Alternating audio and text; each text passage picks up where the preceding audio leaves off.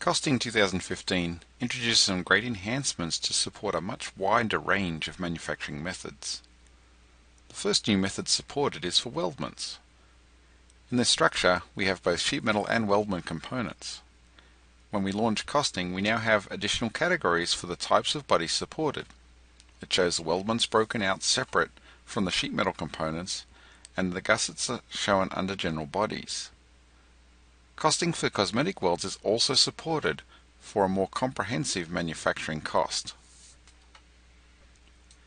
What's really powerful about this is that the weldments can be costed based on either an available stock length or on a per unit length cost method. This can greatly help in minimizing wastage of materials based on the lengths needed for the design. The costs update immediately to reflect the change in the method. Any manufacturing or machining operations such as trims, cutouts or holes on the weldments are accounted for as well.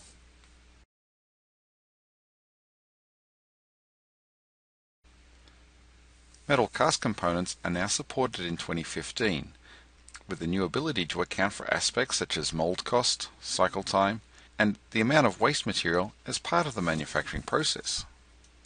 You can easily evaluate the product cost change with production volume for distributing costs such as the mold over the entire production run. This helps in being able to consolidate all of your manufacturing cost items within the SOLIDWORKS environment. A very important update comes when trying to account for machining operations applied to cast components. You're now able to specify a stock body for the machining instead of using the default block shape, and then use either a configuration within the part or an external file to define the cast shape. If costing information is stored with a stock body, it is used as the base cost, and any machining operations are applied on top of that. So you have a far more accurate cost analysis for cast and machine components in 2015.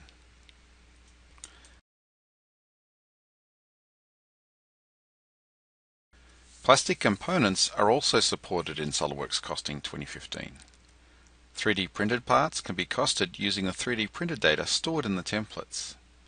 In this example of a desk cable organizer, SOLIDWORKS Costing goes through and calculated the 3D printing cost for each part individually. The template provides several settings to tailor the cost for specific 3D printers.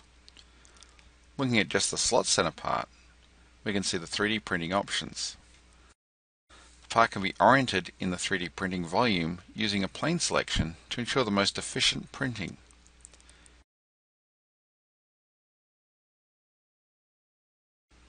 The amount of infill that is done during printing can also be evaluated to look at the impact on print time and cost. You're able to toggle between different 3D printers or different printer configurations to evaluate not only the print time, but cost associated with generating the parts. All of this is rolled up for the multi-body part to account for the costing of all of the components. The templates are fully customizable for adding and specifying the different options on the 3D printers. In this case, you can see the difference between the speeds and layer heights for the different resolutions.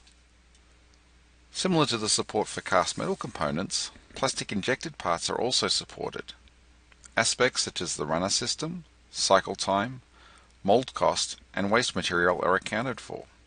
So in Costing 2015, it's very easy now to get a handle on manufacturing costs up front and get a greater understanding of how changes impact costs across all your manufacturing methods.